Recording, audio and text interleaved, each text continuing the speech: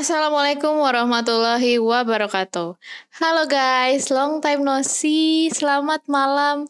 Kembali lagi dengan gue Farah, salah satu dari narator podcast Kita Berbeda.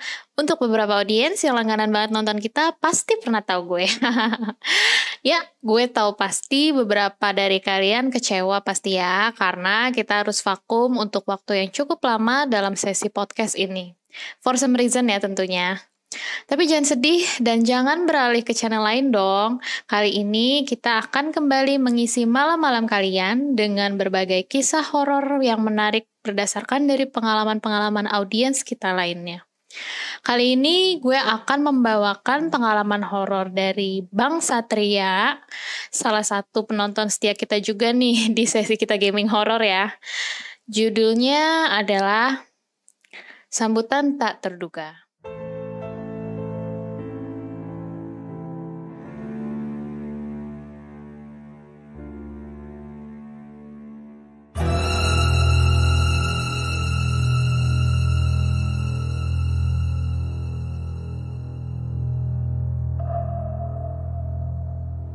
Halo semuanya, kenalin nama gue Satria. Di sini gue bakal ceritain pengalaman gue yang dimana gue nginep di rumah saudara. Nginep di rumah saudara itu identik dengan yang namanya seneng ya harusnya. Dan gue malah kebalikannya nginep di situ. Bukannya senang, malah bikin mental gue breakdown. Dimana ada satu kejadian yang bisa dibilang kejadian yang gak bisa gue lupain seumur hidup gue sampai dengan sekarang. Sebelum gue ceritain lengkapnya, gue bakal kasih tau dulu orang-orang yang ada di cerita gue. Yang pertama ada gue sendiri, Satria, dan yang kedua sebut saja Mas L. Dimana Mas L ini adalah saudara gue atau pemilik rumah di mana gue diberikan sambutan yang tak terduga. Yang ketiga ada Mas Bram. Mas Bram ini sebut saja temen gue pas kecil sama Mas L juga. Gue bertiga ini dulunya emang sering main bareng sampai waktu SMA. Gue dan temen gue berdua ini udah jarang main. Dan akhirnya si Mas L ini di kelas 2 SMA pindah ke sekolah ke kampung halamannya sampai dengan bulan Desember 2021. Dan dari kepergian dari teman gue ini ke kampung halamannya, gue sama teman gue yang satu lagi ini fokus ke jenjang perkuliahan setelah lulus dari SMA. Setelah bertahun-tahun kita gak ketemu, dan datanglah waktu di mana Mas L ini ngabarin kita kalau dia bulan depan ke Jakarta lagi untuk melanjutkan cita-cita dia sebagai polisi dari SMA. Gue sontak ngabarin temen gue ini, si Mas Bram, kalau si Mas L akan datang ke Jakarta bulan depan. Dan pada waktunya ketika Mas L sudah di Jakarta, gue, Mas Bram, dan Mas L ini kumpul bertiga di rumah Mas L. Yang dimana rumah Mas L ini sudah ditinggal selama 1 tahun dan bisa dibilang lumayan angker. Iyalah angker, orang udah 1 tahun ditinggal dan rumahnya itu sangat besar banget. Dan dulu ceritanya ada tetangganya saudara gue main ke rumahnya. Bisa dibilang tetangga gue ini anak IndiHome. Katanya, gue sih gak begitu percaya ya sama yang kayak gitu-gituan. Kata tetangga gue ini, dan di rumah saudara gue ada penunggunya. Cewek. Kalau gak salah, namanya adalah Mbak Mala. Nah, dari situ, gue mulai penasaran. Apa iya ada? Ujar gue dalam hati. Nah, dari hari pertama gue ngumpul di rumah Mas L, gak terjadi apa-apa sih. Hari esoknya, di hari Jumat, gue dan Mas L punya rencana ke daerah Blok M, ke tempat kerja saudaranya Mas L untuk main silaturahmi dengan saudaranya. Singkat cerita, dari tempat kerja saudara Mas L itu, gue pulang agak malam. Dan akhirnya gue memutuskan untuk nginep di rumah Mas L. Dimana gue pertama kali nginep di rumah orang. Di hari pertama gue nginep di rumahnya sih belum terjadi apa-apa. Gue masih bisa ketawa, masak mie, makan mie bareng sama Mas El. Dan akhirnya pagi gue balik pulang ke rumah. Di minggu depannya Mas El ngabarin gue kalau gue dan Mas Bram disuruh nginep lagi. Minggu depan nginep lagi lah sama Mas Bram juga, ujar Mas El. Gue sontak bilang dong, gas lah sambil kita mabar. Akhirnya singkat cerita gue udah di hari Sabtu tanggal 6 Februari. Gue dan Mas Bram pergi ke rumahnya Mas El. Di sini adalah awal mula gue diganggu oleh penunggu rumah Mas El. Lanjut cerita, gue dan Mas Bram masuk ke kamarnya Mas El di jam 8 malam. Di situ, gue dan Mas Bram masih santai. Dengan Mas El masih bisa cerita-cerita sambil mabar game. Pada saat jam 9 malam, atau sekitar jam 11 malam, gue sama Mas El lapar dong. Dan memutuskan untuk ke minimarket deket rumah. Pas gue mau keluar dari rumah Mas El, kok gue dengar suara gamelan ya.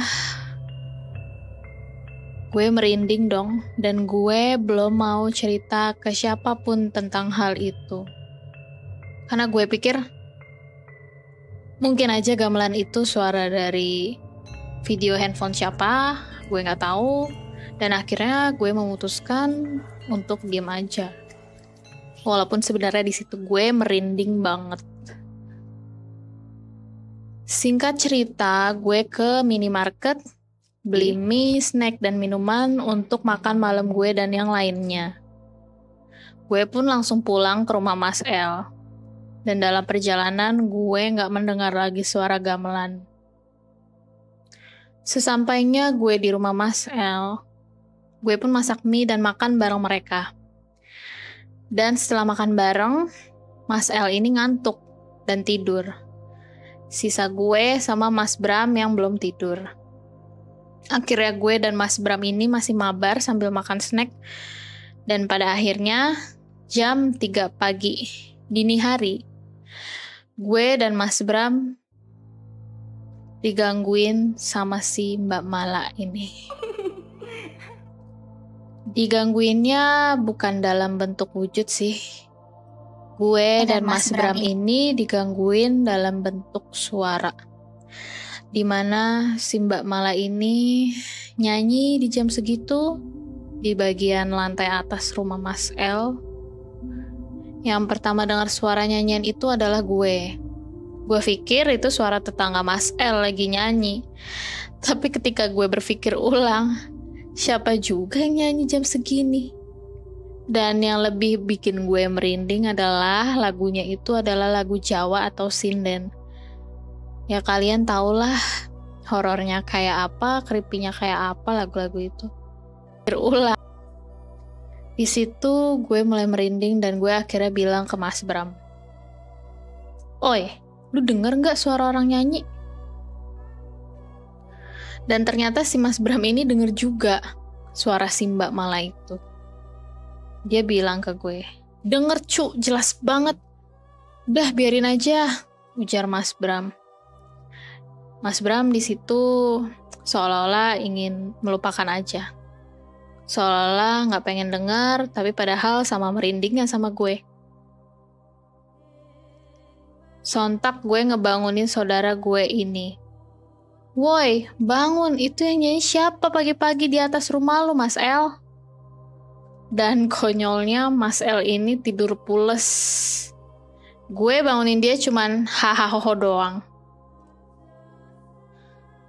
Dan akhirnya gue sama Mas Bram dengan kejadian itu memaksakan diri untuk langsung tidur. Dan gue bilang, gue tidur gak mau deket jendela. Ngerinya tiba-tiba gue buka mata ada dia, kan gak lucu. Pada keesokan harinya, gue dan Mas Bram balik pulang ke rumah. Dan gue langsung tidur pules dari abis subuh sampai ketemu zuhur. Setelah gue bangun, gue langsung salat zuhur dan chat di grup WA. Woi, hari itu serius tadi malam ada yang nyanyi. Mas Bram pun bilang, iya jelas banget itu suara nyanyiannya. Dan Mas L belum percaya dong tentang kejadian itu. Dia bilang, apaan sih lebay banget lu, suges lu doang kali itu mah. Gue kesel dong sama Mas Bram, karena dia pikir kita itu berbohong dan ngada-ngada. Gue bilang, kalau lo gak percaya, minggu depan kita nginep lagi. Kita buktiin di situ. Gue bilang ke Mas L, minggu depan ajak Mas Hafiz. Tuh Mas Hafiz ini sebut saja adalah saudaranya Mas L yang dari kampung juga. Dan bisa dibilang Mas Hafiz ini bisa melihat makhluk tak kasat mata.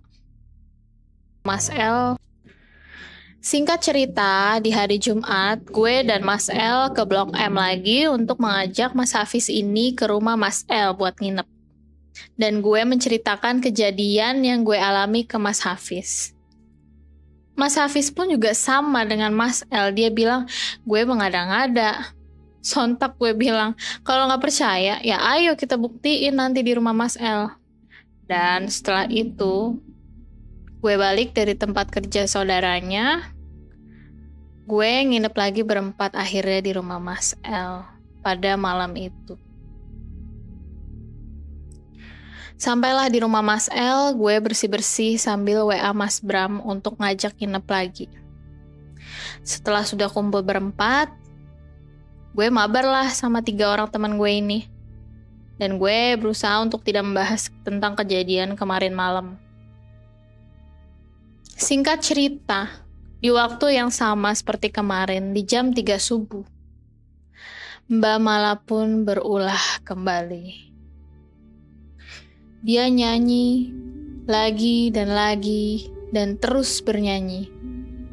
Dan gue orang yang pertama mendengar suaranya. Gue pun langsung bangunin Mas Hafiz untuk membuktikan bahwa memang si Mbak Mala itu ada. Mas, itu dia nyanyi lagi. Mas Hafiz malah bilang, opo si Satria ganggu aja orang tidur. Gue kesel dong, dan akhirnya gue bilang dengan nada tinggi, itu dia nyanyi lagi, Mas. Setelah Mas Hafiz sadar, benar-benar sadar, kira dia bilang, oke, bentar. Ya betul, ini bukan orang. Sontak Mas Hafiz langsung lari ke atas, dan Mas L yang tidur pula saat itu kaget. Ada apa sih, Sat? Kok Mas Hafiz ke atas? Lalu gue bilang, itu yang kemarin nyanyi lagi. Mas L bilang, ya udah ayo kita ke atas bantuin Mas Hafiz. Kira dia percaya dan mau ikut kita ke atas bareng-bareng.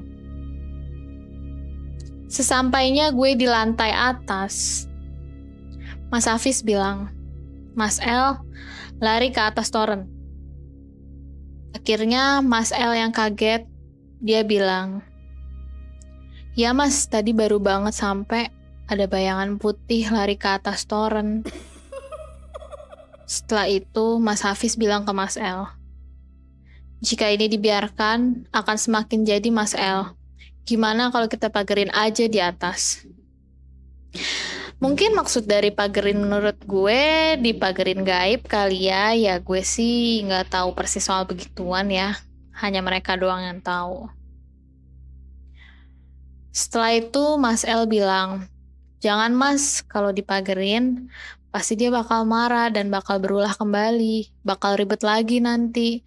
Soalnya anak Om sering kesini, pasti dia yang bakal kena kalau kita pagerin.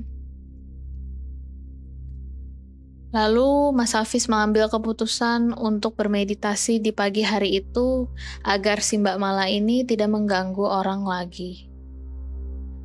Singkat cerita, setelah bermeditasi, Mas Hafiz bilang, Sat, kalau nanti diganggu lagi, diemin aja ya, emang Mbak Mala ini orangnya iseng.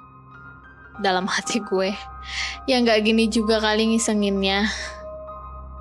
Akhirnya setelah kejadian itu, gue dan Mas Bram pun langsung kena mental. Dan setiap Mas L ngajakin nginep di rumahnya, gue dan Mas B ini selalu menolak sampai dengan sekarang. Mungkin si Mbak Mala ini adalah penunggu lama, tapi karena gue adalah orang baru dan Mas Bram juga orang baru yang datang ke situ, bisa jadi Mbak Mala ini cuma mau kenalan aja sama gue. Itu tadi cerita gue yang bisa dibilang serem tapi konyol.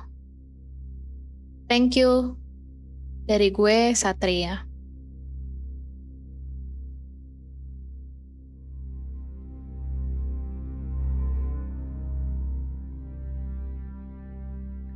Oke guys, terima kasih sudah mendengarkan cerita dari Bang Satria sampai habis. Gimana menurut kalian, serem gak? Kalian bisa langsung komen ya di bawah ini. Nah, jika kalian punya cerita horor berdasarkan pengalaman kalian sendiri atau teman dan keluarga kalian dapat share ke email kita di kitaberbeda1@gmail.com atau DM juga di Instagram di kitaberbeda_horor. Semuanya ada di deskripsi di bawah ini ya. Kalian bisa mendengar podcast ini di platform YouTube dan Spotify. Maka dari itu, jangan lupa follow, like, dan subscribe channel Kita Berbeda agar kalian tetap dapat mengikuti cerita-cerita horor berikutnya. Terima kasih. Wassalamualaikum warahmatullahi wabarakatuh.